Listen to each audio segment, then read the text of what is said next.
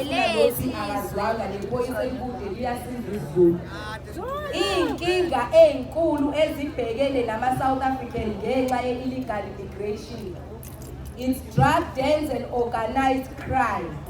Ezindaweni ezifana nePointi and South Beach eThekwini ba-experience ukukhula noma ukudlondlobala kobugebengu noma ama-activities adalwa abantu abadla ama-drugs around the area.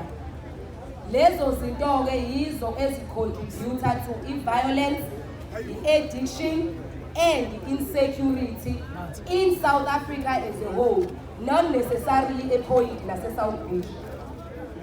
Police corruption.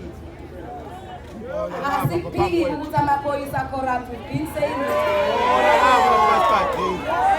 Impilo yawo le. Izinto mangase sizifike emphakathini amaphoyisa corrupt.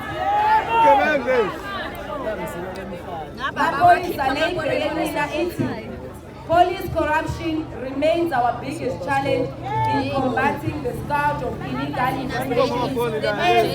Law enforcement officials continue to accept bribes to overcome and criminal activities, allowing offenders to evade justice and undermining public confidence and in the justice system. Maphoyisa liyawazi amaqaleni. Bazodila nani? Bazosipha kakhulu lokho. Thatha ama-price.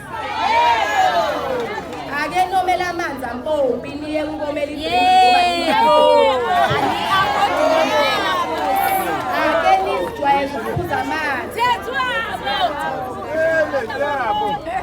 Maphoyisa idrinki idayiswa esitolo esine-barcode esikhipha isilili.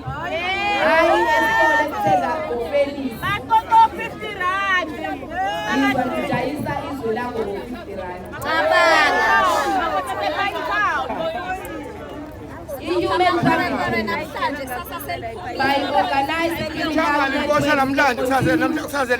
to exploit vulnerable people through human trafficking and the smuggling of undocumented migrants across South African borders. Lathi elinye iforeigner kumina wesisa loke libuza amaphoyisa ukuthi ngoba ibhasi eliqhamuke eMalawi malizowela kwibhoda ufakwa ama-sniffer dogs sidlula kanjani sibulingana. Maphoyisa ngiyaqonda siwubuze lo mbuzo and ngizolala e-police station.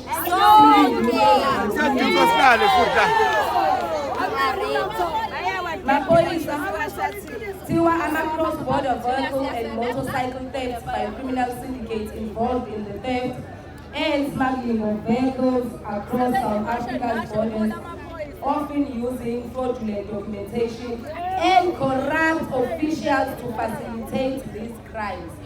Officials basho nina maphoyisa abasho thina Nasibophe Panchawu. Siyasebenza niyabona. Siphelile memorandum yethu.